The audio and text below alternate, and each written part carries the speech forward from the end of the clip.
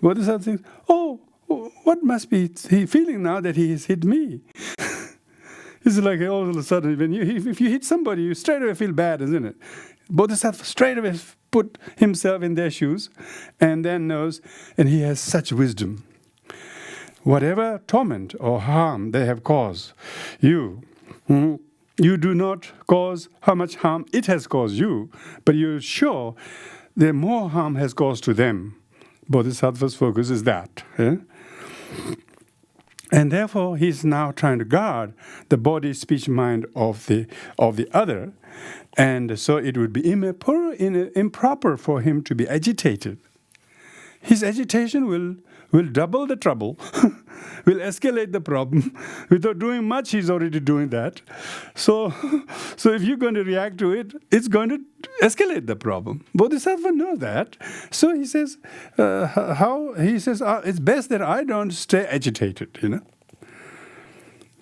So even his little bit of his flesh or bones or bits cut or dismembered or whatever, they don't lose their tolerance to that, but instead he sees this person's terrible task of harming like this is going to be big future cause of their suffering in the hell or terrible things, guilt or whatever. Therefore, Bodhisattva bears the hardships now so that the person is not exacerbated by one's reaction. See? This is amazing. It's a wisdom thing. It's a compassion thing. It's not about who's right and who's wrong, Middle way is not right or wrong, It's about try to find a middle way, that you don't try to say, you are wrong, you hit me, I'm innocent, you hit me. That kind of duality is not entering the middle way. Is what can I do so that it prevents him or oneself both falling into extreme reaction. So therefore, Bodhisattva's focus is compassion and sorrow of the other.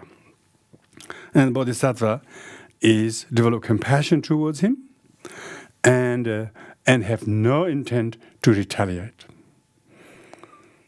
No intent to retaliate. Why? Because then they will retaliate anyway. Because they're already doing pretty much without you having done much. So they're pretty geared up. And so how things get really escalated was a small thing, and we did this, another one did this, and then it get, all the wars are fought on the basis of this kind of reaction to reaction, overreaction. Instead, Bodhisattva will exercise patience. When he does, he surpasses all his other self-disciplines. He practices patience through compassion. One who has no compassion cannot practice patience because he's lost in the right and wrong. One who has a compassion, because he did the wrong thing, he is deserving of compassion. He doesn't even know what he's done to himself, let alone you. So he's double problem. Karma that is inflicted on you, as well as to him, what he has to do, live with that guilt and regret later. So actually his plight is more important than that of yours. You may have a fractured skin or maybe a little bruise, but we do that all the time. Jumping in water, running either and either, chasing a ball or whatever. we get scathed for no reason. We are pretty patient. With the wind, with the water, with the nature, we do all sorts of things. We're quite patient, So Bodhisattva finds an object of compassion. So his compassion is good, amazing. One whose compassion is good, he has the asset to practice patience. One who has no compassion, he loses his way to the extreme rightists or leftists. You are wrong, you did this to me, and I can now throw 2 stones because you threw me 1. If throwing 1 stone is bad, 2 would be double. But he doesn't see. But the Bodhisattva does. Bodhisattva sees this and he practices patience. through compassion. Compassion is feeling empathetically the suffering of others and making sure that one can diffuse their suffering from getting worse. It's not thinking of what he did to me as a suffering. We cause more suffering to ourselves than anybody else. Even the whole combined forces of the whole people turning us, they can never match our suffering we cause ourselves. Bodhisattva thinks like this. And hence he's not at targeting who is responsible for my suffering. The Buddhists are not like that. Buddhists thinking that everything is my mind. And, let alone Bodhisattva. Even before Bodhisattva, most Buddhists should think everything is created by my mind.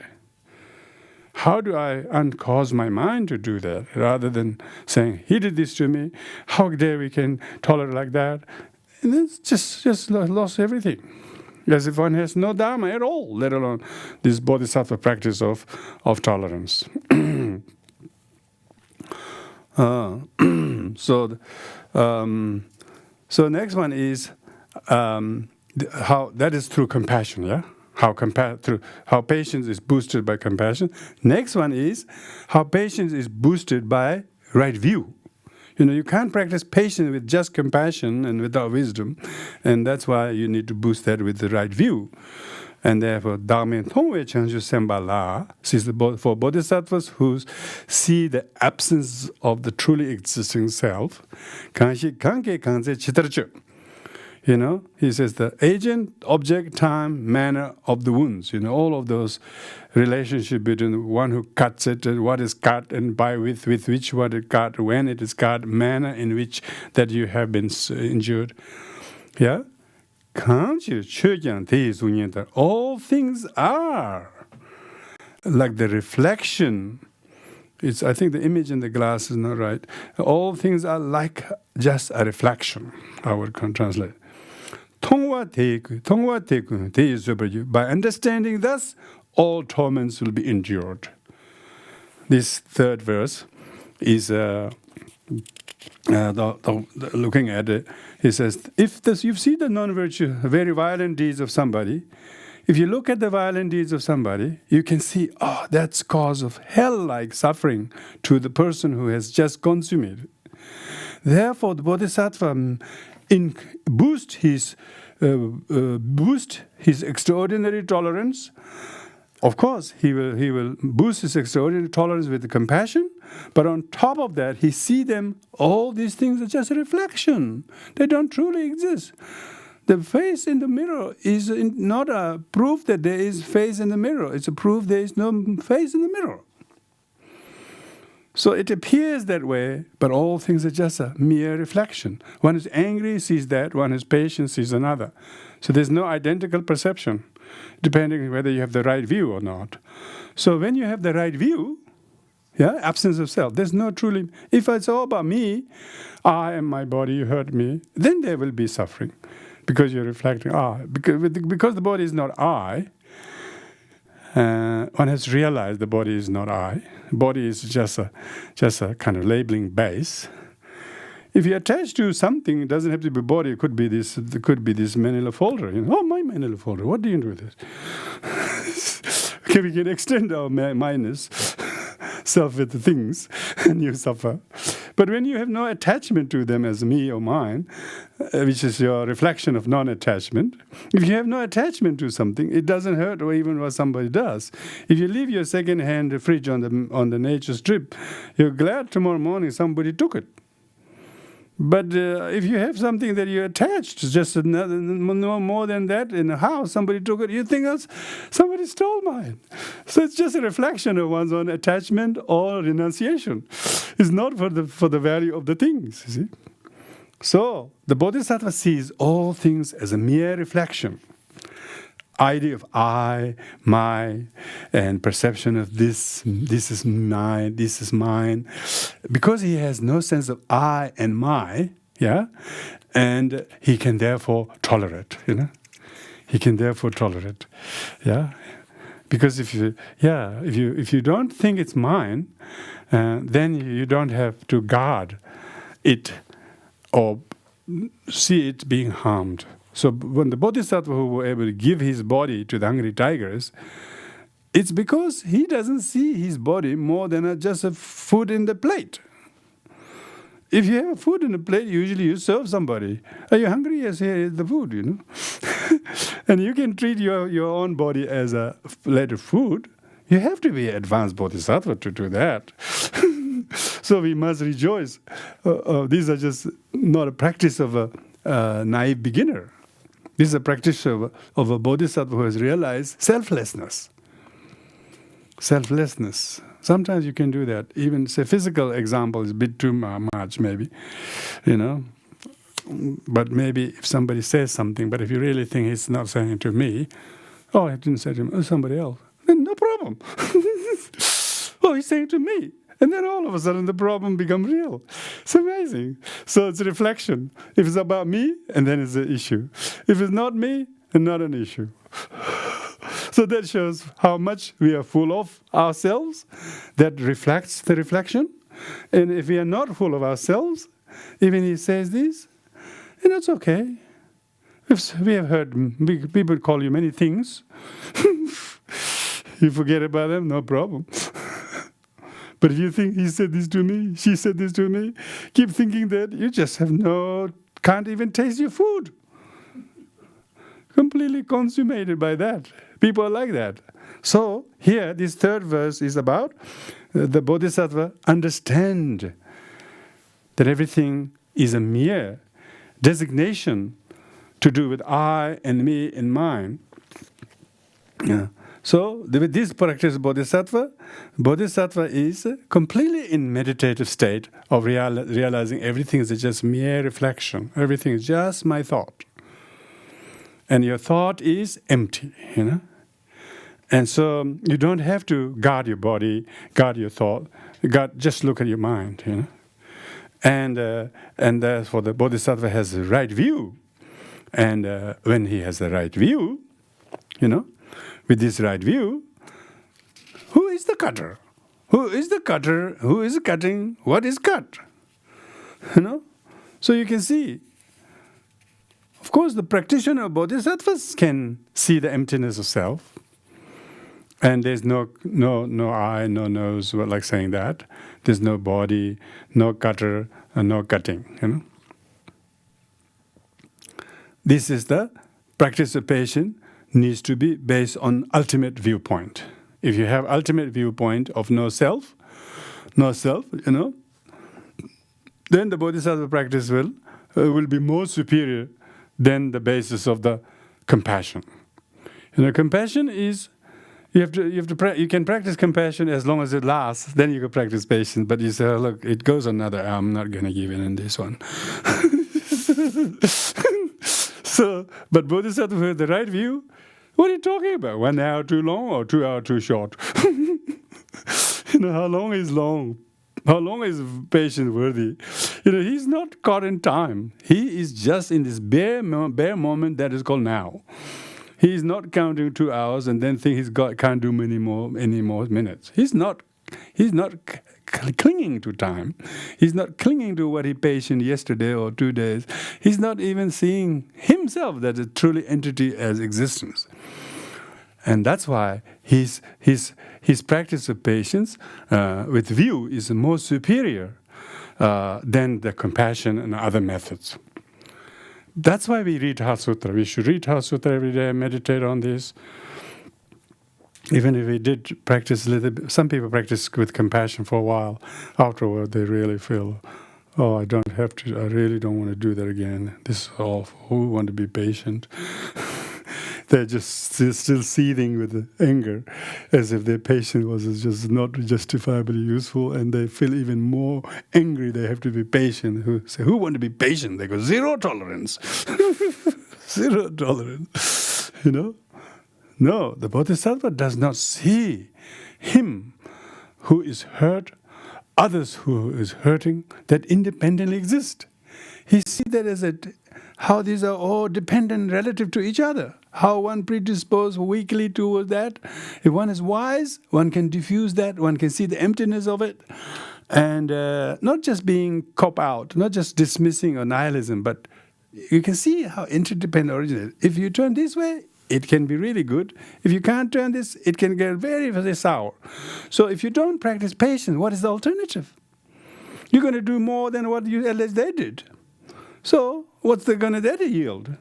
So you got to check the pros and cons, yeah? So when you do that, you say, "Oh, no, I'm already not settling well with this much harm they did. If I did this, how I'm going to, that's fix the problem." So one can see how it's going to yield the actual outcome. Most people don't have the clear-headedness because they don't have the right view. They don't realize things are impermanent, conditions are impermanent, provocations are impermanent, your perceptions are impermanent. You can make them impermanent, and then you don't subscribe to the fixed view. And that's the kind of view. You don't get the view of ultimate view unless you think things are impermanent. It will change. If I pause a little bit, if I give a little bit time, they say time heals. And then if I don't react now, probably I will have again my calmness back, my compassion back, and then wisdom back. Yeah. So often you find, you don't have to straight away say something what people say or whatever. Just give a bit of time. Yourself can see, what state of mind in which they must have done this poor thing, When you have that, then your compassion registers. And even you practice compassion, you don't resent your being compassionate because your compassion is not truly existent either. Your compassion is also empty of inherent existence, Your compassion was provoked by their sufferings. You should be thankful to them. And so you don't get attached to my compassion, my patience, being wasted. He will take another advantage like this again. Those people begin grasping to their own compassion. That is the extreme view. Middle way is how to say from this righteous dualistic view. Amazing. We have to, these are not just, of course, these are realization of bodhisattvas. We have to get in the thought and attitude of the bodhisattvas. That's what Chandrakirti is trying. That's what the bodhisattvas think, How do they practice patience, Don't they feel the pinch? But don't they feel the hurt? Yeah, but they don't see them as they see the feeling. They say feeling is impermanent. Buddha said feeling is a water bubble. It will burst open. It won't last long. If you don't freeze it in the freezer, the bubble bubbles. If you freeze the bubble in the freezer, don't think they will freeze. See, we're grasping. Bodhisattvas see them as impermanent. Bodhisattvas don't see them as inherently existing. Even your compassion is not inherently existent, let alone the harm they cause. Because of that, he has right view. Not to suffer, I practice all this compassion doesn't work. And one is more aversive that we have to do this to others. Your compassion is not a standalone feat, Your compassion totally dependent on the suffering of others. You have no suffering of sentient beings. If you have someone suffering, you have compassion. But if nobody's suffering, how can we show compassion? Your compassion is redundant. It doesn't exist. It's just compassion is only a virtue in order to relieve suffering of somebody. It's not about who's right and who's wrong. Everything is interdependent. Suffering is interdependent, compassion is interdependent, and of course, remedy itself is interdependent. And the attainment is even more interdependent. There's no attainment for yourself because there's no attainer. You don't have a bag. That's my gain, is it? Where is it? So we don't talk about filling the bucket in Buddhism. We talk about emptying the bucket. We don't try to fill the bucket. We try to let go, even the practice. So that's the second point. That's the second of the development of need to wisdom. Now the second point is describing, while we have surveyed the benefit and merits of tolerance, what are the demerits of not practicing patience? So that's described in the next section. And this is divided into three parts. The first one is giving unpleasant ripening effect. He said, "Nopa chepe kalte terkana If you react in anger when somebody harms you, yeah, does your wrath remove the harm inflicted? I mean, that's a really, really, really good question. If it's got totally remove all the problems and you got really well, and that would be good, If anybody got sort of thing,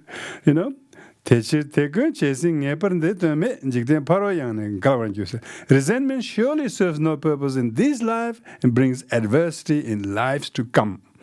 So, talking about the demerit of reaction. Say, if you don't practice patience,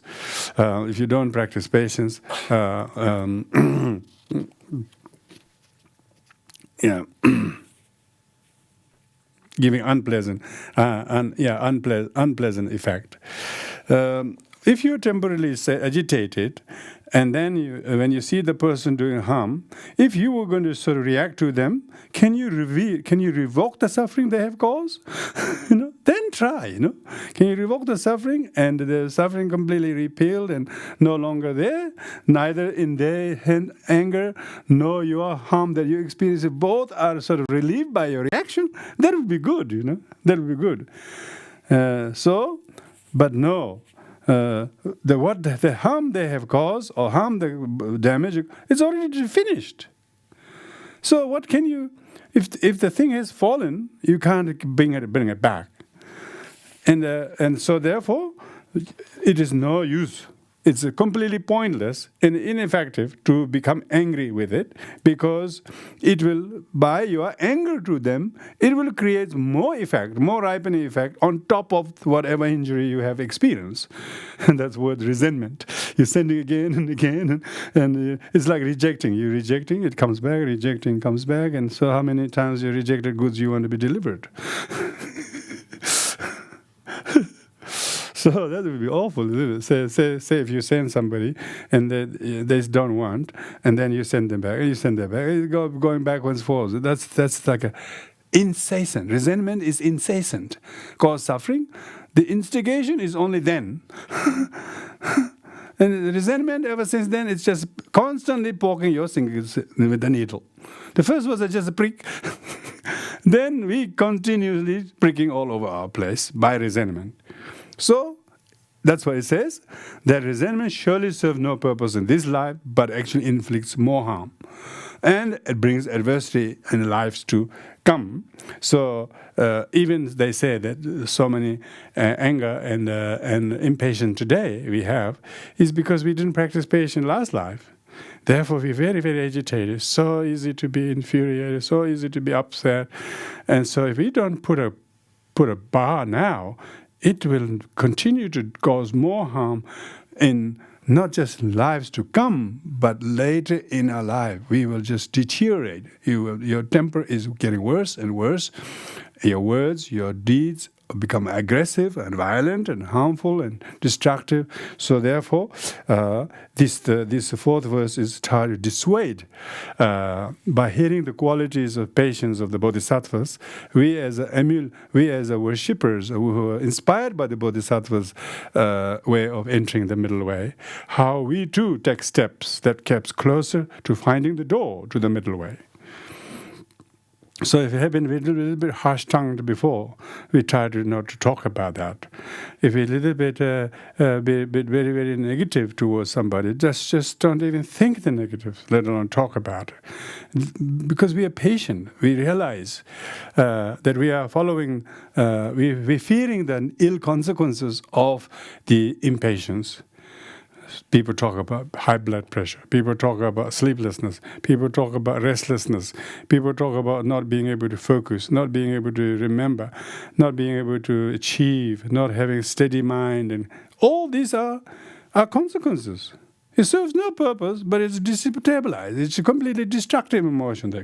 It destroys your fiber of wellness. That's why they call modern in psychological terminology, destructive emotions.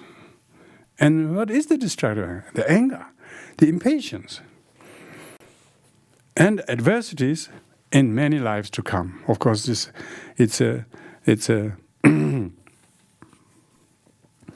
there are many types of karma, for instance.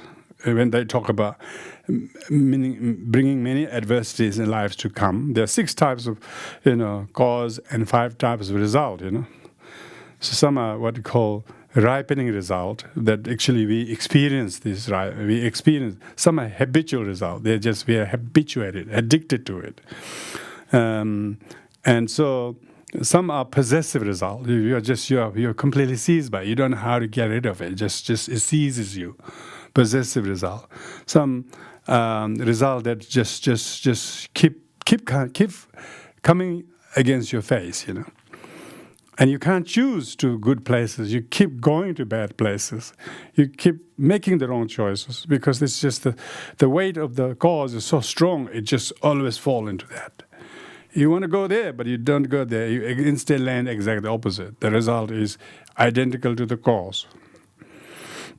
So, those who are very sharp-tongued and very violent, they will go straight into very hell-like space. Even before born in hell, in human body, they are agitated, they're restless, they're childish, they're very short-tempered, and they're scattered, and they don't have any reliability to themselves, let alone towards others. Others just know exactly. You can't count on much that person. He's just completely like that. It's just completely like a piece of flag on a piece of bamboo. We're constantly flapping because of the wind. It's got no sense of stillness and stability. So, be that even we ourselves, we could see whether we've been good to ourselves or someone. One feels like failed by oneself, and therefore low self-esteem and doubt, fear, anxiety, insecurity. All this comes from the resentment, the anger, the guilt, the grasping as me. They did to me, he did to me, this sort of thing. It's too much grasping to I and me and so on. So that's why one needs to dissuade oneself falling vulnerable to this wrong notion of as if immediate reaction, immediate retaliation gives some deluded kind of feeling of victory, but it's just filled with the defeat thereafter. Americans felt good when they dropped the atom bomb. How long did their feeling of victory last? No, very, very short-lived.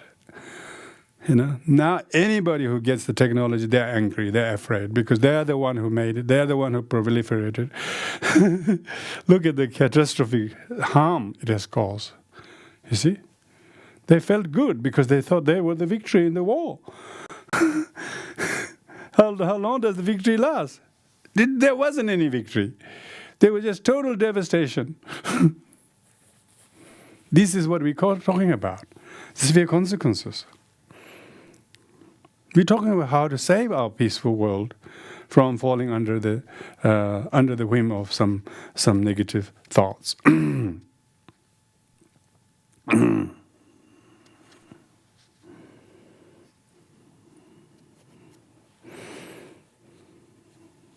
So in order to prevent ourselves retaliating and resentful, it goes in verse number 5 goes to talk about for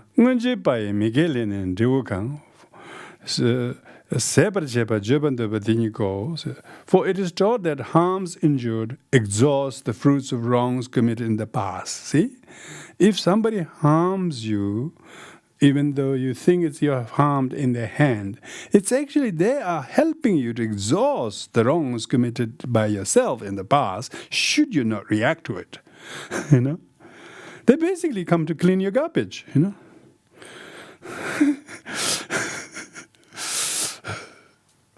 Of course, they have some karma to do that too, but we're not worried too much just then. But at least we wouldn't say, "Why you want to clean my garbage?"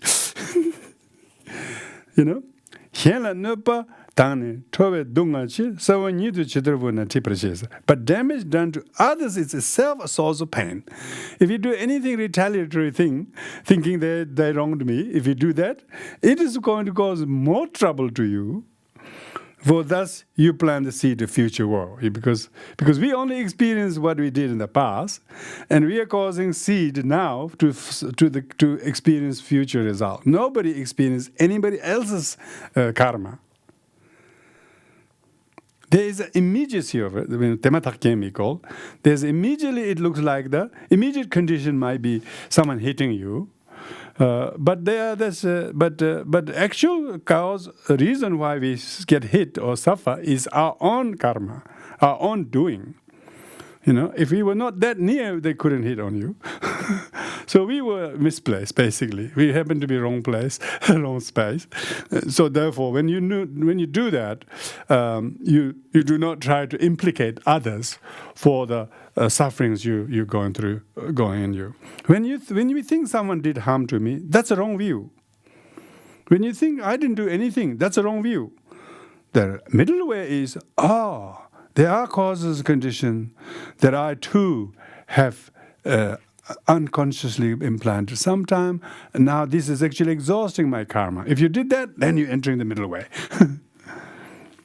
Then you're not falling into the right and wrong view. So we've got to come back to the title. What is middle way here?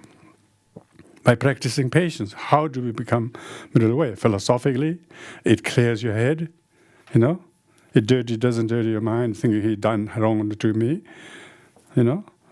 You see that everything's interdependent. If I did this, then even his wrong is eased, is soothed. So you can basically medicine it. You can just put medicine to it, heal it. And behavior is, remember, behavior is non-violent. If you're following the middle way, your behavior is non-retaliatory. You can't stop violence by violence, hate by hate. You can only stop hate with love, So that is non-violent, And to yield this ability to practice non-violent behavior with the right view, you have to be calm. That's the meditation. You have to be unified, calm, abiding space inside. Then you can stop yourself from retaliating. So patience shouldn't be just like trying to prove that you are more pious than them and they're the actual wrongdoer, but I'm proving that I'm much better than them. That is not patience. That's a dangerous one. That's a very poison. I should be thankful that they are clearing my garbage, and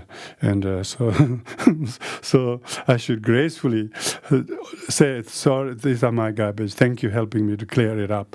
And basically makes it easy for them to also, because they already come to clean anyway, so you might as well acknowledge. When you do that, then you do not have that, I'm right, they're wrong, or they're wrong, I have to correct them. It's not patience. Middle way is not going to these two extreme views. Try to find a middle ground. Umma lan jukpa, we say, Umma means middle ground. Find a middle place,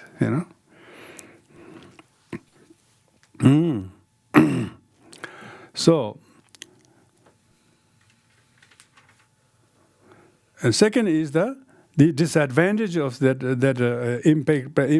impatience is that it will exhaust all your good karma.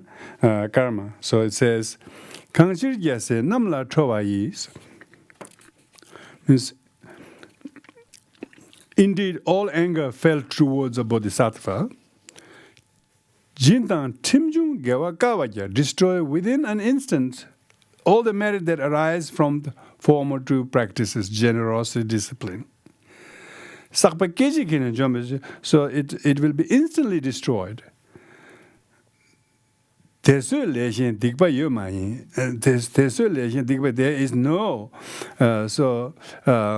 there's no other evil is there similar to wrath. Even demons of the whole world come together, even poisons of the whole world, all the weapons are poured together in the whole world. There is no weapon that is destructive unless it's hurled and used by an angry person. Weapons in the stories doesn't harm anybody. Weapons go in the hand of the wrathful person, angry person, cause irreparable damage. So what we're talking about here is that we should be mindful. Oh, I shouldn't be angry towards him or her. He might be a bodhisattva. Because if you show anger towards bodhisattvas, karma is heavier. Not because bodhisattva will suffer, but it's harder for us to exhaust our karma. So therefore, one needs to therefore look into how to prevent the exhaustion of our merit we created through discipline and generosity within instant. They say that instant anger can destroy all the merits accumulated for many thousand eons in an instant. So when they talk about the demerit of losing one temper, generally say not just bodhisattvas, to parents, to loved ones, to people who are in difficult situations. If we practice patience to them, it just makes their life a lot easier. And they later on they think, oh, he was so patient. I said that, I did that, I saw the other day an old man sitting next to me. He's really old, and the lady gave me orange juice, the air hostess, and I drank the orange juice, of course. Then later on, she collected all the cups. She was really rushing, my cup was like on a piece of air, so I have to lift it up like this, and she just picked so quickly up like this. There must be a little drop there, and then thing fell on the man's face. Man, he was really, really old and struggling with his wife, who's got very diabetic, so he was really more worried about her. And then the drop fell on his nose. And he says, could you not pour that on my nose? he thought that was a really direct pour. And then the lady said, I didn't do it deliberately. So very quick, both very, very quick. And then the man, the lady went quickly, really, he was upset with her. So was she. They both were really upset. I just held the arm of the old man, just pat, because I can't say much, pat, because it's my drink, It was my drink. It was no droplet at all, would be good, but because, and then he just smiled. He smiled at me, and he says, I'm so old and I'm so sick. I get really agitated so quickly. Plus, I got my wife who's got diabetes here, and I'm worried when we get out of the plane that we have to hold you back. And he was more concerned about the people, so he became very, very agitated, thinking that he doesn't want to be a nuisance to other people and so on. So intention is so good, But people don't intend to be impatient. They have no awareness that they are being impatient. But when he said, could you not pour that on my nose? Very, very, very direct thing to say.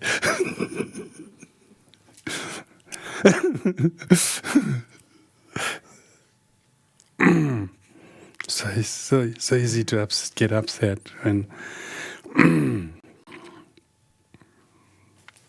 And the third is disclosing the visible or invisible not only obvious disadvantages or demerits of impatience, but it's going to talk about the other some other sort of demerits through this, the harm caused by this.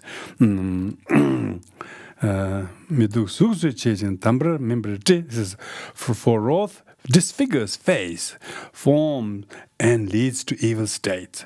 It's talking about how physically the person becomes, young, beautiful-looking person, well-dressed, well-attired, become completely foul and becomes disfigured, his face, and angry and wrinkled, and all kinds of bloodshot coming up in the eyes, and the person put himself in a very evil state. It robs the mind of judgment. He'll totally lose his sensibility and sanity, and to distinguish good from evil, safe from danger, right from wrong. He doesn't know, what is medicine, what is poison. He's become completely consumed by the venom of anger.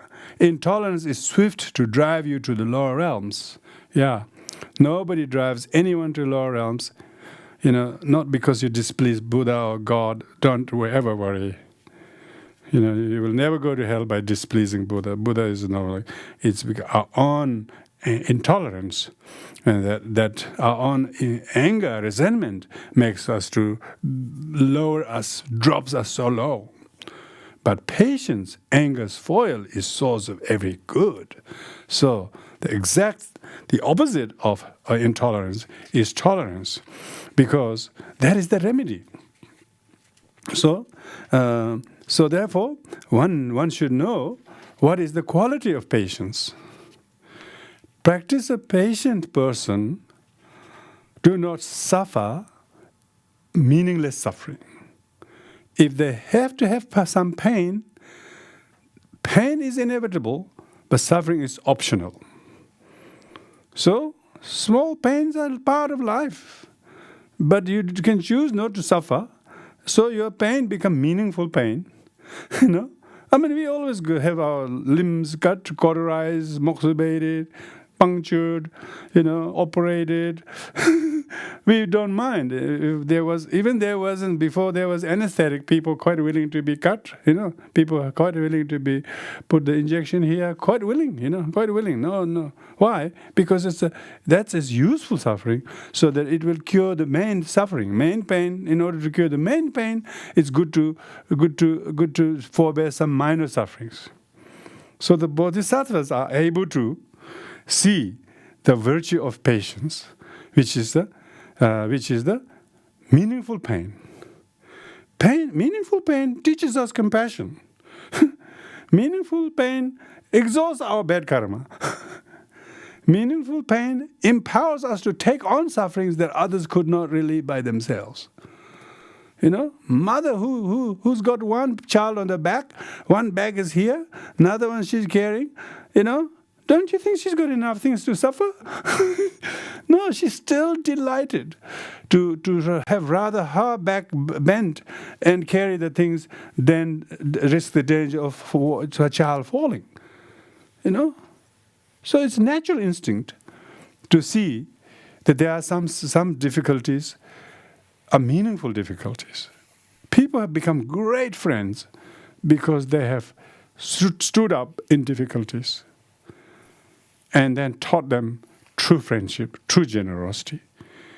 If they only celebrate the pleasure together, but not hardship together, then there is no tolerance. So, therefore, one should distinguish the benefit of tolerance and demerit of impatience.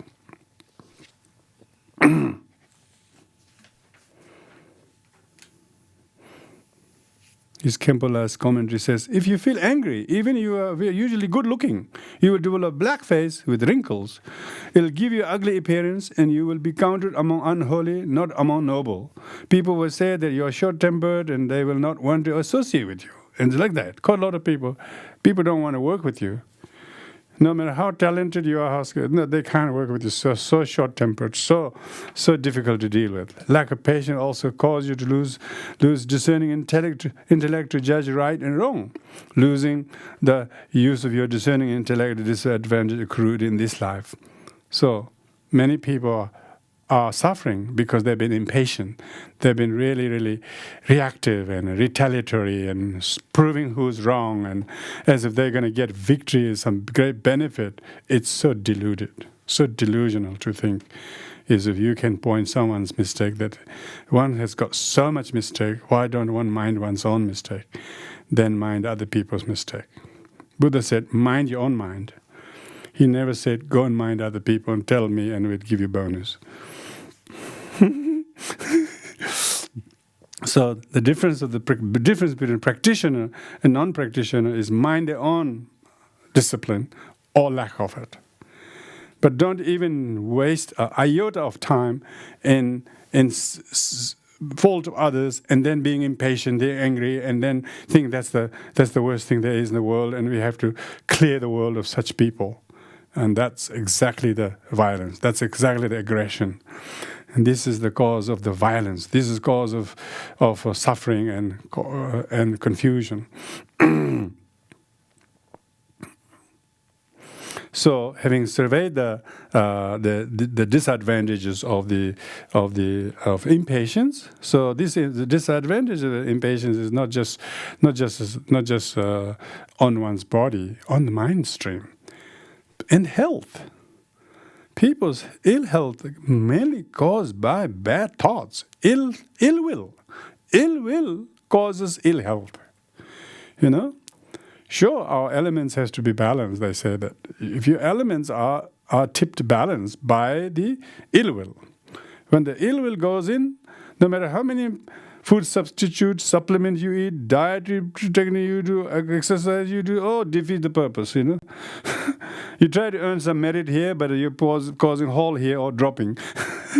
So, when one has ill will, it cancels all your health insurance. Cancel all your saving because you will lose everything to that.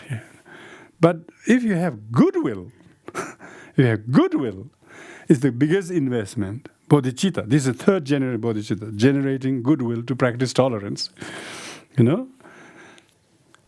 We don't pray that we don't have to practice patience. We pray that we practice patience. We rejoice if we did practice patience. Then means you're giving chance to develop the fuel of goodwill.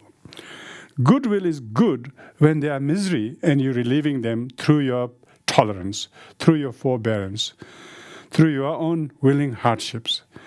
Taking on the hardship on your shoulder instead of the other person carrying whose shoulder's been lying, taking that on you, and then patiently carrying this with the delight of relieving his shoulder being free of that weight. That is tolerance. Then it is, one feels, at least I can give him a break. Just like physically, that kind of analogy. If one used that emotionally, if I don't seethe with anger, if I develop goodwill to him by sending this, then it looks like the whole weight on their shoulder is taken over you, but for a good reason. See? So straight away uplifts our strength. It gives us more strength. It's a sign, patience is not a sign of weakness. It's a sign of great humanity. And great bodhisattvas, courageous one. People building body, for what? Build the mind. We have to build the mind. Boost the mental capacity. Body, even though you may build some muscles, but later on you have to leave all the muscles behind. Even muscly people are buried with the muscles. But those who have good muscle of mind, which is the might of vision of practicing tolerance and patience, they have great vision. Buddha sat under the tree, exposed to harsh conditions of weather, whether earth or wind or weather or whatever. He put his physical body online for the benefit of all sentient beings. We don't say Buddha died for us. We say Buddha practiced patience with the nature and elements to achieve enlightenment for the benefit of others. So the results of Buddha's practice of perfection and enlightenment came from his patience. Not from his birth, not from his royalty, not from his academic credentials, not because he ran fast, not because he circled around the world on a yacht by himself. The purpose is to inspire people that we too have capacity to goodwill and practice tolerance. Why do people like Chandrakirti has to write the virtue of patience if it hasn't been practiced and proven to the benefit of enlightenment? Cause of enlightenment is through practice of patience. Enlightenment shouldn't be some kind of esoteric thing. It should be practiced, patience, where the difficult really register, and just try to control your nerve and try not to retaliate. Try to accept the suffering for what's worth and try to make it useful suffering. Let it become that washes the sorrow, tear of sorrow that keeps shedding but never drying. And then the patience is a cause of your radiance, enlightenment. You can see why it's called radiance. So now moves to next verse number 8, talking about the advantages of patience. Of course, the advantages meaning the qualities.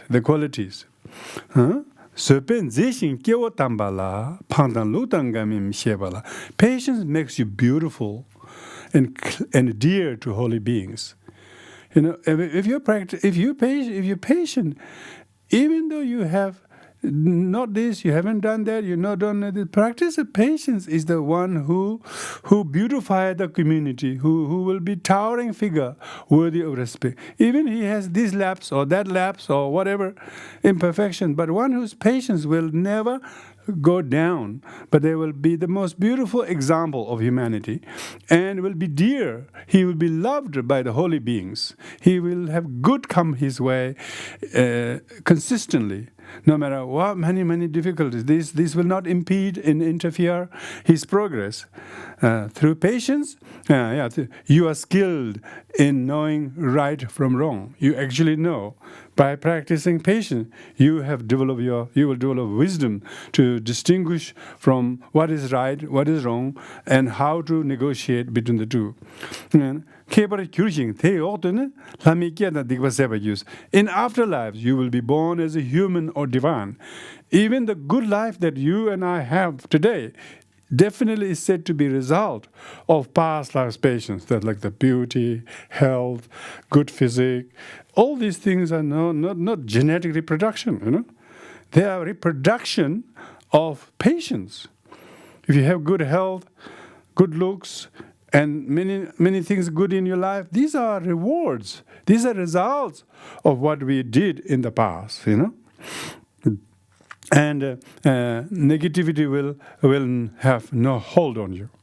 It doesn't mean there will be no negativities around you, but they don't hold you back. You don't focus on that too much. You try to use it to transform yourself, not to be drowned and wallowed in them. Why? Because you now know. You have the capacity. You have the great capacity. Because you know how to transform. Transform difficulties, adversities into accomplishment. Patience is a transformer of problem into accomplishment. Retaliation is that destroys the all good into bad. So the different distinction between these two are very, very, very, very obvious. Now the fourth is advising, therefore, to practice patience. So the Chandrakirti is going systematically, weighing the pros, the cons, telling what is patience, what is impatience, what is advantage of patience, what is disadvantage of patience, why the enlightened one has qualities of patience, why the ordinary people suffer without patience, and therefore how one should take up. One should take up patience. Going, they call it. Patience about to be given. So advising to practice patience. This is shown by verse number 9. He says, common folk, which means ourselves, and bodhisattvas both, who understand the good of patience and ill of wrath. So you're talking about weighing the pros and cons. Where did we practice patience? Let's remember sometime. Don't be miserable. There have been a lot of times you did practice patience. Maybe not adequately with both compassion and wisdom, but sometimes with compassion, but not soiled by attachment. If you did practice patience, you can see the goodness of that has endured your friendship, made yourself to win and the benefit and love and kindness. They're much kinder than they have been because you've been patient to them.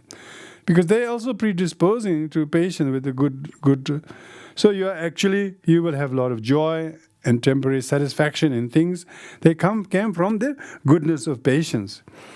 If there are situations where you have failed to be patient, over which you reacted childishly, and you still continue to harbor ill will, look at the damage it's caused you.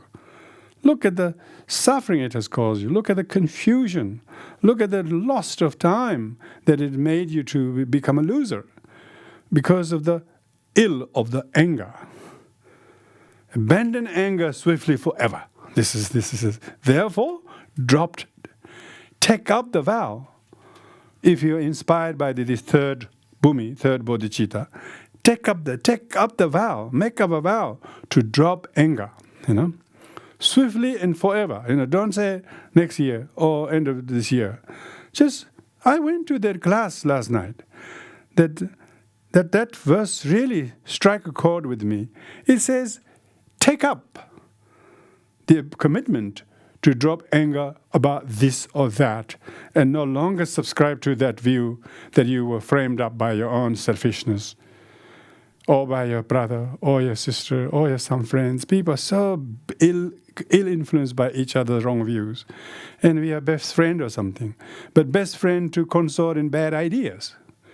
Just drop that friendship for the sake of dropping the anger.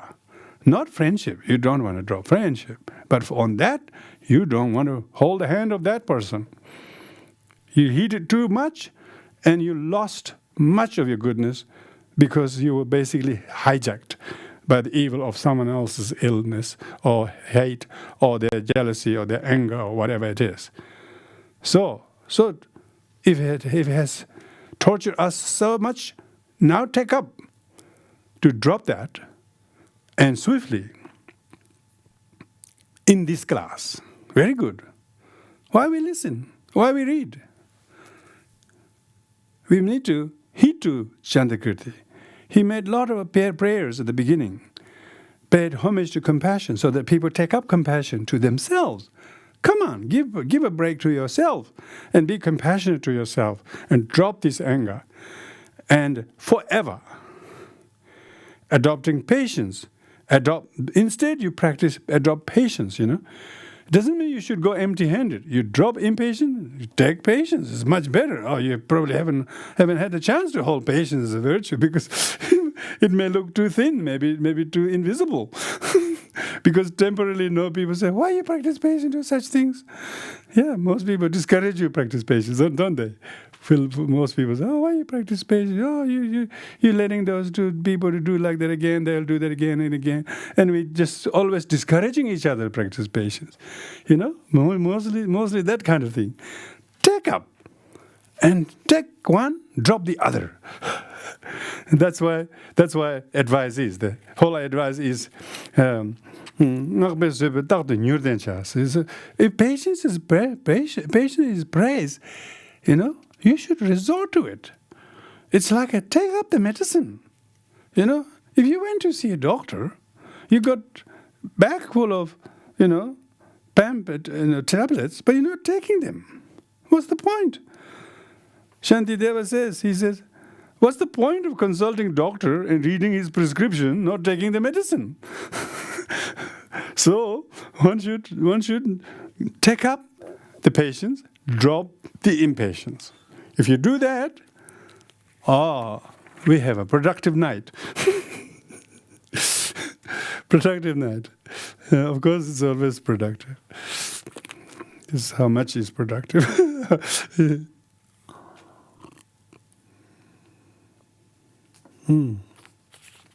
Many should drop. So next moves to verse number 10, classification of patience. So this is talking about how many types of patience there are. So this becomes a little bit easier. He says, so there are two types of patience, worldly patience and transcendental patience. But patience, even pledged to perfect Buddhahood, if practiced with three concerns, is bound within the world. So this is worldly patience. I did patience to him over that issue, and Sarvan is very miserably counting, just identifying I'm the one who practiced patience. Three concerns meaning I to you about that. Always really, really, almost like it's too much for me to do, So one's always nitpicking. That's bound within the world. So lots of people the practice patient, this kind of patient is very, very poisonous patient. This is idiot patients. Yet practice without reference, this is the transcendental patience. Yet practice patience without reference, this the Buddha said, leads beyond the world, transcendental perfect. So talking about how to practice patience, meaning that transcendental patience is, if you practice patience, you don't see I'm patient, and you don't feel attached to yourself or being puffed up saying I'm patient, or you don't see you're the one who instigated me, you're the harmed me, but I practice patience. That kind of duality is the worldly patient. But the practitioner don't see any reference such as harm and harming and harmed independently existing. So referenceless, emptiness, signlessness. There's no object that is independently harm or independently harmer, because independently meaning it cannot harm itself. It can only harm somebody else. So harm is not harm unless something else exists. If somebody exists and these two exist, does harm exist? No. Still there is no harm. So even this exists, that exists, still there's no harm. So therefore, this kind of way of looking at it is the transcendental patience. So we need to. So this is very important. This is a little bit bodhisattvas that there's practicing patience during meditative session and during post-meditative session. Of course, the optimum practice will be transcendental perfection patience. Some people practice patience. At the time they were patient, they were very patient. But later on, after they are out of it, they just feel so resentful, so bad, I have to practice patience. So that means we don't have adequate merit and bodhicitta why we practice patience in the first place. So as we evolve as a practitioner, so there's a little bit of discussion Karmapa gives about the difference between meditative equipoise, subsequent attainment.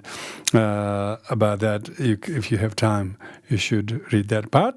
Now the third part is how other attributes are achieved on this bhumi, how other qualities bodhisattvas on that practice, how other qualities achieved.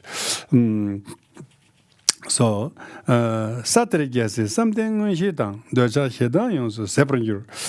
Now this chapter, this verse is very many qualities. So the bodhisattva on this ground, on this third ground, enjoy clairvoyance and samadhi. So the bodhisattvas who have excelled to reach the third bhumi enjoys a lot of meditative samadhi as well as clairvoyance. I'll go through his commentary a little bit.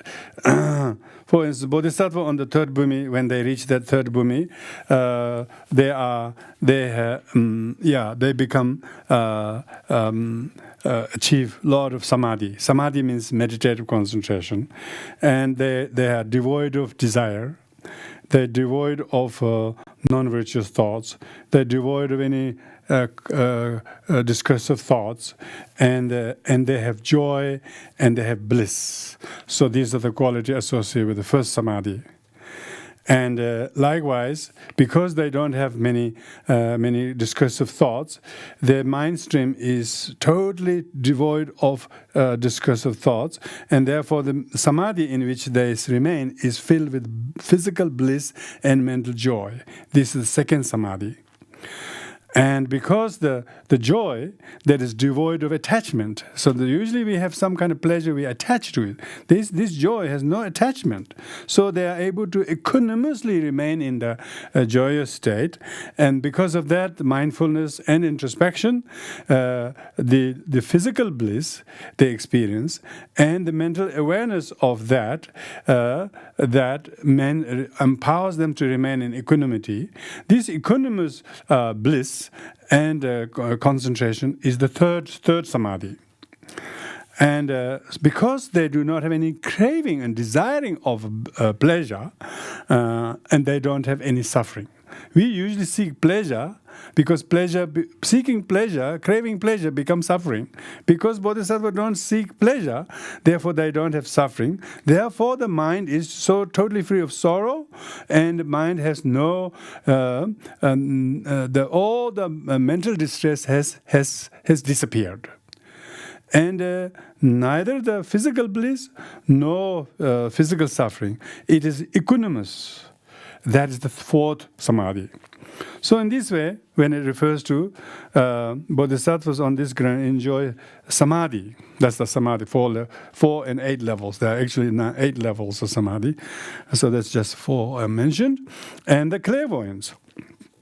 The clairvoyance is that they have 6 extrasensory clairvoyance. Many clairvoyance. They will develop amazing qualities of 4 immeasurables. And they have great loving kindness to all beings. They do not have the sense of duality, and they don't have a sense of who is mine, who is not mine. They don't have rivals. They don't have obscuration, and because of that, they are engaging in a deep divine abode of infinite loving kindness, compassion, and joy, and equanimity. They have 5 clairvoyances. So, for instance, they can shake the world or change things if they're necessary. They can turn one to many. They can turn many into one. And they can completely go through the walls without being obstructed. They become unobstructable. They are like the bird in the sky. They can penetrate through everything, and they can sit cross-legged in the space, and like the birds, and they will not sink in the water. They can walk over the water, and they will never be wet by water. They will not be hit by earth. They will not be burned by fire. They will not be blown away by air. Burned away. They themselves are a great radiant ball of fire. So because of that, the bodhisattva enjoy indescribable number of clairvoyance. They have greater power than sun, radiance of sun and moon, if necessary, to use their power. And they have ear, audio, clairvoyance, audio clairvoyance, is it? Clairaudience. So all the 5 senses becomes a extrasensory power. They can see and hear and all of that. They have the extrasensory power, and they can even understand the language of blue bottles, and small flies, and their thoughts, their intent. They remember all the past. They will know exactly what beings will be doing in the future. They're basically able to read the sentient being's mind. So these are the qualities of the bodhisattva dwelling on the third bhumi. Desire and anger here are wholly rooted out. Of course, they don't have any. So there are of course gradation of defilements that are removed. They are all at times able to subdue the cravings of this kingdom of desire. So they are able to completely subdue the ordinary physical and the mental desires that ordinary beings know they shouldn't desire, but they struggle. Bodhisattva complete power. They don't even crave. They don't have the yearning. They don't miss taste. They don't miss flavor or whatever. Because they don't desire, they don't suffer. And their body pretty much transcends by that time from the needing even anything like that. Mm-hmm. So now the fourth is explaining the 3 common factors of the first three perfections. So so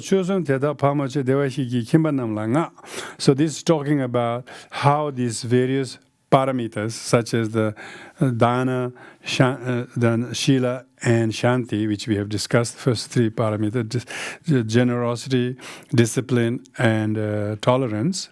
He says these first three virtues, giving and the rest means discipline and as well as tolerance, Buddha prays in general for the householders. So it's talking about these are more, householders should practice these three.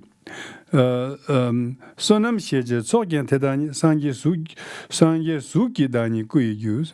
Through these is gathered what is known as merit, the source of enlightened Rupakaya. So if a person practices these first three paramitas, these are the three factors that actually later on earns to attain the Rupakaya, the form body of enlightenment.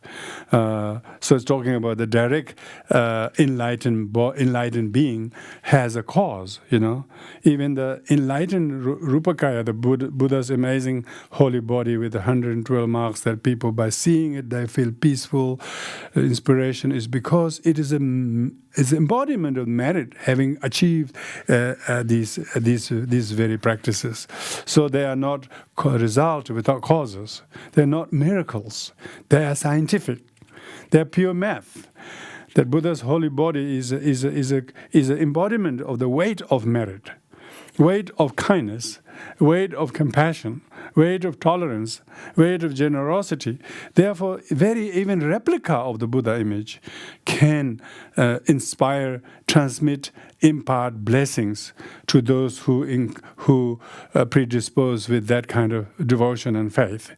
So talking about the power transmitted through the symbol of the Buddha, like the statues. Like Buddhists flock to go to visit one relic of the Buddha's truth or small thing, because every single person who has faith and went to see, they got transformed by the power of their faith, because these are just relics. This teaching is, of course, best relic, but most people want to have tangible relics to touch or take photographs. If you heard the teaching, it's a best relic, because you heard the teaching, it changed you. That's probably most holiest of relic is that one. That's why we listen to the teachings, so that we actually become changed, that we actually get the elixir that transform all base metal into gold. Is the teachings. The concluding about this verse, attributes of this verse, is the last verse. Gyavesepo nimalane höjendi rando munam tangbo yangda sechene. Is luminous and shining like the sun. Such bodhisattva utterly remove all darkness from themselves. Their wish is to scatter others' gloom. Upon this ground they know no anger, though their minds are keenly sharp. They mean the keenness of the purpose. The purpose of all purpose is try to dispel the gloom, darkness and gloom of sentient beings who are lost in the shroud of anger and ill will. So on this ground, it is so sharp, So sharp, there's no danger of wavering from patience, but stay very sharp. So the luminous third bhumi is therefore likened to the sun's rays. Second bhumi is likened to the rays of the moon. So this is very important, Analogy is very important. Of course, sun's rays resides in the sun. In the same way, third bhumi resides in the bodhisattva likened to the sun. Bodhisattva has to be burning with the qualities of tolerance. Now, this third bhumi is the rays of the sun that will dispel one's own darkness. Even sort of marginally, even as a beginner bodhisattva, when he's predisposing to practice patience, make up mind to practice patience, speak kindly to the person, don't say they are wrong, don't say what they did, but say what you can do to ease their suffering and relieve their anguish. When you do that, you can see your own darkness, your own gloominess will slowly sort of lift from your spirit. As a result of wisdom realizing emptiness, one will be able to rid of one's own defilements. Then you can see there is no harm caused by them that will really stick on you. Only harm that stick on us is our own ill will or wrong view. Afterwards, one will be able to destroy darkness of ignorance afflicting others. Yeah, exactly. Now, when we are able to practice patience within ourselves, slowly we have some kind of influence. They say, he's got so much influence on other people. Positive influence would be good, isn't it? Some people got exact opposite, negative influence. Quickly zap them and they just lost everything. If we have such positive influence, person who has the practice patience and practices it, they will have long-term much more powerful. They will incinerate the misery of all because of the power. So even if the bodhisattva on this bhumi is sharp, he will, now even if the bodhisattva on this bhumi is sharp, he will not become angry. Sharp means he's got his mind sharp. His mind doesn't get soiled by dirt or water or fire. So he didn't harm me. I'm mind. My mind, where is it? So he's very sharp. Because when he become body, they say, you hit on me. Oh, you destroy my garden. Oh, you hit on my car. That's right. Then he's in trouble.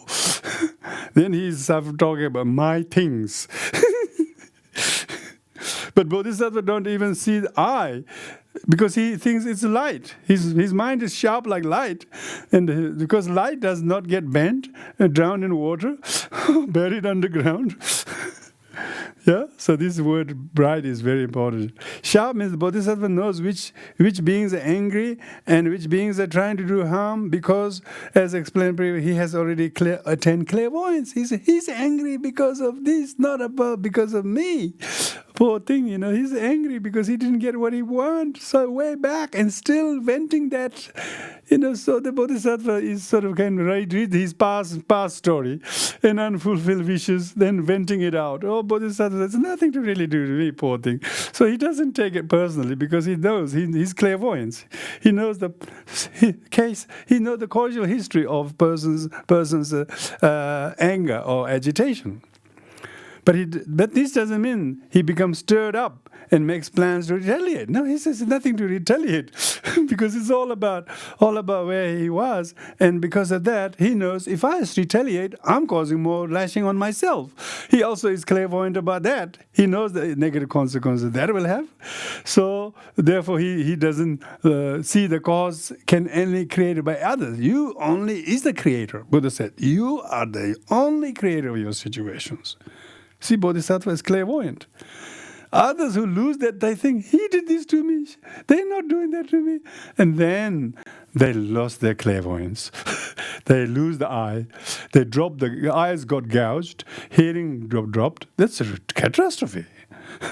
I mean, imagine if you lost your eyes when you're out and came home with no eyes. This is worse than that. But the Bodhisattva is clairvoyant. He knows, because of that, he doesn't retaliate. He does not become angry because his practice of patience is paramount. He knows patience is the best of all knowledges and all knowings, all summit conquering, all victories, all accolades are no match. Patience is just matchless virtue. The vastness of his knowledge will not interfere with his practice of patience. He knows exactly what is his asset. His patience is the best virtue. There's no greater penance than patience. So this third chapter can reiterate the importance of us internally going into our heart and mind, where there's some agitation and angst and ill will and anger. We try to spotlight them, try to highlight them, and go to mop them, and so that they don't cause deep injury, harm, things like that. But instead, how to heal them by listening to this amazing writing of Chandrakirti and then try to find a middle way. And then wish that through this, all the anguish, all the misery, all the pain one has childishly caused to others, who can be apologized, can be confessed in your meditation, in your prayer. Even when you walk out, you can think like that. You just make up the mind, I'm going to take up this. I'm going to drop this ill will or angst about that issue. This is awful. This is just like losing our eyes, if you lose particular pertinent part of body, you really want to replace quickly. This not practicing patience is worse than blindness. Losing whole your sight. What's the point of having all the limbs which you can run or climb, but if you can't see? So having patience is just making yourself luminous, making yourself bright, making yourself really intelligent. So there's a lot to bear in mind, but the most precious one is practice of patience. And practice of patience is not a ritual thing, not a religious thing, not a cultural thing. It's a necessary cause of well-being of everyone. It's not that you have to become Buddhist to practice patience, not that you have to give up religion to become patient. Patience is basically a day-to-day way to live and meaningfully. And they say, conquer a fear, conquer an anger each day, then you have lived through the day. If you haven't overcome an anger a day, then even you read books, or even you build the big bricks, or even you did a lot of jobs, but just for what,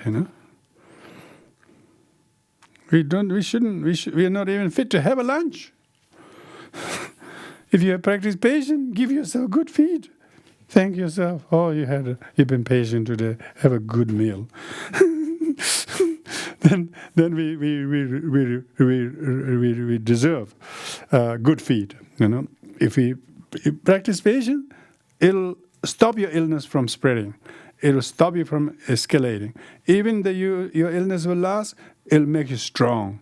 You'll be able to take the suffering of others, the pain you have caused. May they all ripen upon my own illnesses. You will be able to think that. But much better than medicine.